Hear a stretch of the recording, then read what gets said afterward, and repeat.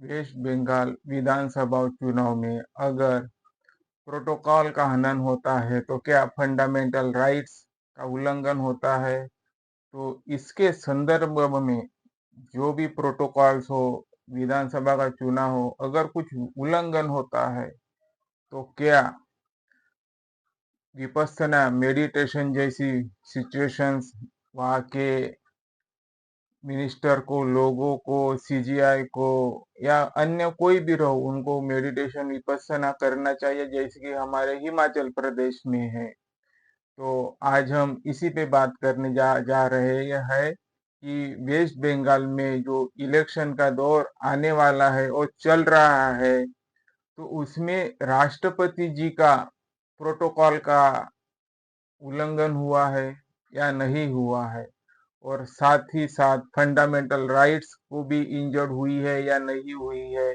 और हिमाचल प्रदेश में हमारा निसर्ग सुंदरता, पर्यटन सुंदरता और विपස්සना मेडिटेशन सेंटर जो कि शिमला हो, मनाली हो, या वहाँ पे दलाई लामा मैकलॉन गैंग का जो मेडिटेशन सेंटर है वो। तो चलिए हम शुरू करते हैं हमारा वीडियो। वेस्ट बंगाल इलेक्शंस और साथ ही साथ हमारे राष्ट्रपति द्रौपदी मुर्मू का वहाँ पे जाना और प्रोटोकॉल का हनन होना यानी कुछ सुविधाएं कम होना। सुविधाएं यानी जैसी हमारे सीजीआई जी है, BR गवई साहब, वो मुंबई में पहुंचे, तो मुंबई में पहुंचने के बाद वहां पे ना पुलिस कमिश्नर थे, ना कलेक्टर थे, ना राज्य के चीफ सेक्रेटरी थे, ना राज्य के सेक्रेटरी थे। तो इसे जो उपस्थित नहीं होना, इसे कहते हैं प्रोटोकॉल, जो उन्हें मान सम्मान मिलना चाहिए। तो वैसे ही अगर बंगाल में हमारी राष्ट्रपति जी जाती है तो उस राज्य का फुल कर्तव्य है कि उनको मान सम्मान रिस्पेक्ट के साथ कहे। देखिए, मैं एक संविधान का विद्यार्थी हूँ, मैं ना भाजपा से कुछ हेड स्पीच रखता हूँ, ना ही कांग्रेस से, ना ही अन्य दल से। अगर कोई कहता है कि इसी पार्टी ने ऐसे ऐसे किया, तो मेरा ये दायित्व है कि मैं उस लोगों की बात आपके सामने बताऊं, आपके सामने लाऊं, आपके सामने साझा करूं। क्योंकि मैं पॉलिटिकल नहीं हूँ। जिसे पॉलिटिकल समझना है वो समझ सकता है, जिसे नहीं समझना है वो ना समझे, क्योंकि मैं संविधानिक बेस पे ही बात करता हूँ। और पॉलिटिकल पार्टी जो है वो इलेक्शन कमीशन के अंदर आती है, तो इसीलिए पॉलिटिकल पार्टियों भी कहना वो एक मेरा संविधानिक राइट है। इसीलिए मैं पॉलिटिकल के ऊपर भी बात करता हूँ जो कि इलेक्शन कमीशन के अंडर आता है। तो हमारी राष्ट्रपति जी बंगाल में गई, ममता दीदी कह रही है, सीएम जो है वो कह रही है कि हमने पूरा पूरा जोर दिया कि जो प्रोटोकॉल को वायलेशन नहीं दिया। हमारे मोदी जी है वो भी कह रहे हैं, ममता जी के ऊपर थोप रहे हैं, या सही बात है वो। ये मतलब है एक के ऊपर एक वहां पे पॉलिटिकल चालू है। तो क्या सच है, क्या सच नहीं है। और मैं आपको एक बात बता दूं, हमारी जो राष्ट्रपति जी रहती है वो भारत की प्रथम नागरिकता रहती है।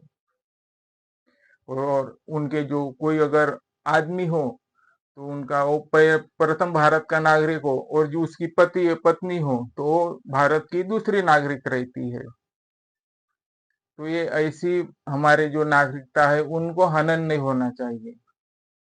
तो फिर क्या इसमें फंडामेंटल राइट का भी हनन होता है? जी हाँ, राइट टू इक्वेलिटी। बाबा साहब ने राइट टू इक्वेलिटी इसीलिए कहा है कि आदमी औरत एक समान। पहले ऐसे नहीं था, आदमी को बेस्ट वैल्यू दी जाती है, औरत को कम वैल्यू दी जाती थी। तो बाबा साहब ने यही कहा है, जितना आदमी का पे जरूरी है, पे यानी वेतन, वेजेस, उतना ही औरत को भी मिलना चाहिए, वे और वेजेस। अगर नहीं मिलता है तो राइट टू इक्वलिटी का हनन है।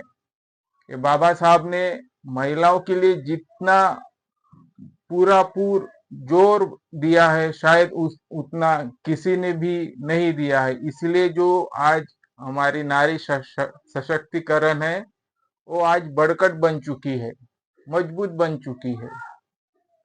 और हिमाचल प्रदेश में क्यों विपස්සना करना चाहिए? ताकि फंडामेंटल राइट में हनन ना हो। हिमाचल प्रदेश में दलाई लामा जी का सेंटर है, मैक लॉन का जो गैंग है वहां पर भी उनका सेंटर से पर्यटन सुंदरता है। शिमला मनाली जैसा बर्फीला वातावरण है जो कि निसर्गरम्य है।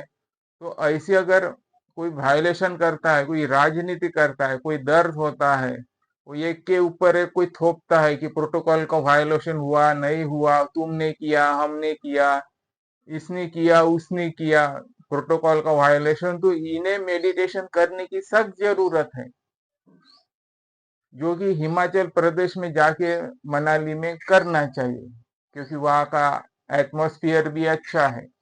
जो मैंने बताया, दलाई लामा एक वेल विपස්සना मेडिटेशन टीचर्स है, कई अवार्ड गिनत अनगिनत मिले हैं उनको। तो हम रिक्वेस्ट करते हैं हमारे चैनल को लाइक शेयर और सब्सक्राइब जरूर करें।